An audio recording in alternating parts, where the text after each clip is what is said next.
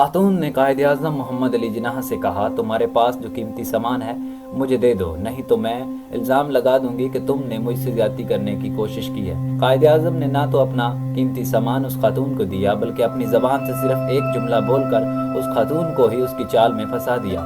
وہ جملہ کیا تھا، وہ خاتون کون تھی، یہ آپ جان سکیں گی آج کی ویڈیو۔ مزید جاننے سے پہلے اگر آپ نے ابھی تک رائے انفارمیشن کو سبسکرائب نہیں کیا تو سبسکرائب کر لیں اور ساتھ بیل آئیکن کو بھی پریس کر لیں۔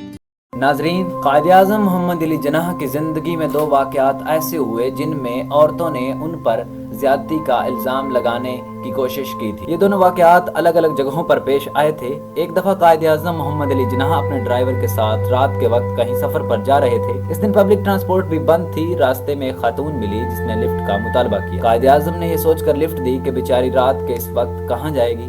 یہ خاتون گاڑی میں سوار ہو گئی اور قائد اعظم نے اپنا سفر شروع کر دیا۔ قائد اعظم اپنا سگریٹ پینے میں مصروف تھے اور وہ خاتون پیچھے چپ کر کے بیٹھی تھی۔ جب خاتون کی وہ جگہ آئی جہاں اس نے اترنا تھا، جیسے ہی گاڑی رکی وہ خاتون زور زور سے چیخنے چلانے لگی کہ اس شخص نے میرے ساتھ غلط حرکت کی ہے۔ چونکہ اس جگہ بھیڑ بہت تھی اور لوگ پہلے بھی قائد اعظم کے خلاف تھے، اس وجہ سے سب لوگ جلد جمع ہو گئے۔ قائد اعظم محمد علی جناح بڑے اطمینان سے گاڑی سے اترے اور اپنا سگریٹ آگے کیا اور سگریٹ کو ایک جھٹکا دیا تو سگریٹ کے اوپر جمع ہوئی راکھ گر گئی۔ تب آپ نے فرمایا اگر میں نے اس خاتون کے ساتھ زیادتی کرنے کی کوشش کی ہوتی تو زبردستی کرنے کی وجہ سے سگریٹ کے اوپر جمع ہوئی راکھ پہلے سے گر چکی ہوتی۔ یہ اس بات کا ثبوت ہے کہ یہ خاتون جھوٹ بول رہی ہے۔ یہ بات وہاں کے موجود تمام لوگوں کے دل پہ لگی اور ان لوگوں کو یقین ہو گیا کہ یہ خاتون واقعی جھوٹ بول رہی ہے۔ اس کے بعد آپ گاڑی میں بیٹھ کر وہاں سے روانہ ہو گئے۔ کچھ دنوں بعد قائد اعظم دہلی سے ممبئی جانے کے لیے ٹرین کے فرسٹ کلاس میں سفر کر رہے تھے۔ ٹرین بالکل خالی تھی اور ڈبے میں قائد اعظم کے علاوہ کوئی نہ تھا۔ اتنے میں خاتون قائد اعظم کے ساتھ آ کر بیٹھ گئی۔ جیسے ہی ٹرین نے چلنا شروع کیا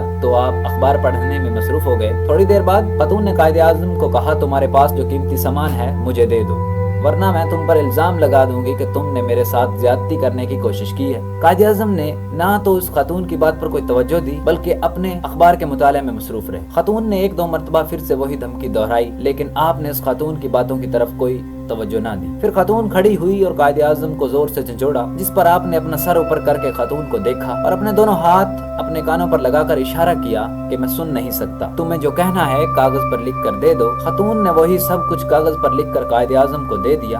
آپ فوراً اٹھے اور ٹرین کی ایمرجنسی زنجیر کھینچی اور جب ٹرین اگلے اسٹیشن پر رکی تو گارڈ آپ کے پاس آیا تو آپ نے خاتون کا دیا ہوا کاغذ گارڈ کو دکھایا تو گارڈ نے فوراً خاتون کو گرفتار کر لیا اور پولیس کے حوالے کر دیا۔ تو اس طرح قائد اعظم نے اس خاتون کے اس چال کو ناکام بنا دیا۔ ناظرین، آج کی ویڈیو میں اتنا ہی۔ اگر آپ لوگوں کو یہ ویڈیو پسند آئے تو لائک، شیئر اور کمنٹ باکس میں رائے دینا مت بھولیے گا۔ اپنا اور اپنے پیاروں کا خیال رکھیے گا۔ اللہ حافظ۔